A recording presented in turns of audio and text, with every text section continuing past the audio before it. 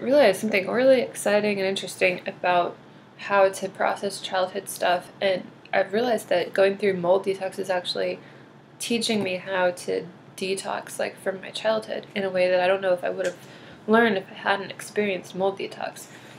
First, a note on mold detox. Basically, your body gets filled up with mold if you're genetically susceptible to it and you're exposed to a lot of it. Goes in all your fat cells, goes everywhere, and you start having all these symptoms, and it's like not clear what it's from unless you know like why it's happening. And a lot of people take a long time getting diagnosed. But then to get it out of your body, you have to do this very consistent for months or years, very consistent toxin binding, and actually. When you start pulling toxins out from your bloodstream, like, you bind some of them, then your body lets go a lot at once, so you can actually feel worse during that process. And sometimes it's just overwhelming. You pull some out and you're like, and then more come, and you're like, wow, I cannot believe how much toxic stuff I have in my body that's coming out, and it's affects your emotions while it's coming out, and you're just like, wow. My boyfriend and I call it cave mode, where it just starts coming out and your body's like, whoa. I need to like forget about everything else and pay attention to this. So that's kind of what I see now as a model for when you're kind of detoxing from a toxic childhood. And so like just similar to how you get exposed to mold and it builds up in your body over time. If you have a toxic childhood, you get exposed to these things over more than a decade, and it builds up in your body, and then it goes and it affects your life, and it's really just hard to have good relationships and intimacy and be effective in the world if you're full of all this stuff. And it can be difficult to draw the connections the same way sometimes it's difficult for people to draw the connections with mold toxins to their symptoms. But there's really no way around it. You've got to either live with it or pull it out of your body and detox it. And while it's coming out, you feel it more. You have to feel it again. I think, it's the same way the mold toxins get stuck in your body and they're just hidden there, and then you start pulling them out, and you feel them again, they affect you again as it comes out. And it's a very kind of like sobering, slow, long-term process, like recovery, like alcohol recovery, where you just day in, day out.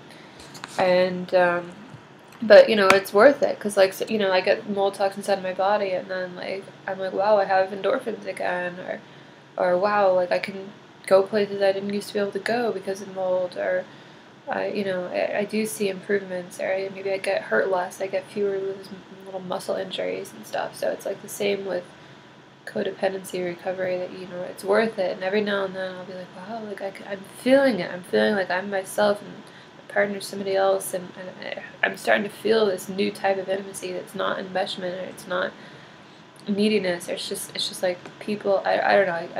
It's not been long enough for me to really understand it, but so I just want to talk about how there's this book that's been helpful for me to put the pieces together. Broken Toys, Broken Dreams by Terry Kellogg. Understanding and Healing Boundaries, Codependence, Compulsion, and Family Relationships. This is an amazing book, and it's just unlike anything I've read about family issues before. The guy also writes poetry, and he's just it's really, so I think the way he writes is just a different style than most books. Like, I used to read books about family issues and toxic parents and stuff, but a lot of these are written from therapists that are kind of writing down to you as though they're the expert, and they just tell you like these specific steps, and a lot of times it's like, okay, be mindful. It's like, all right, what the fuck does that mean? And like, or sometimes the steps are just too much to attempt. Or it's like they're all pushing towards this goal, or like a lot of books are very like goal focused, and read this book and it will solve everything, and so I've been reading those, and I've also been going to therapy, and I had to stop going to therapy because my therapist's building was too moldy, so I don't have that anymore. But like, and it was all at a certain level where I intellectually knew like, all right, this and this is probably giving me problems, and I knew like, well, this probably connects to this, and you kind of figure out the map of it, but I really hadn't like hit it, where I was getting like significant spontaneous improvement. It was more that I was just like, well, I probably should do it this way, so I'm going to try to do. Anyway,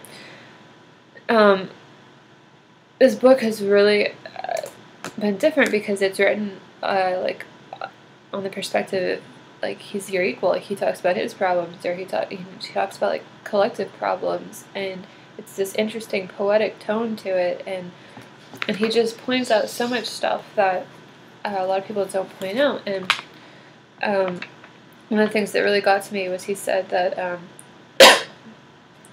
a lot of what people are dealing with in their families is just stuff that's not said, and like 80% of communication is unsaid, and it's like, even if people aren't actually saying negative things, there's a lot that children pick up on and then act out, and that people can get caught in feeling like they have to continue their parents' beliefs or their parents' attitudes toward the world. And I grew up in an environment where the attitude, like, it's always been hard for me to describe how bad it was.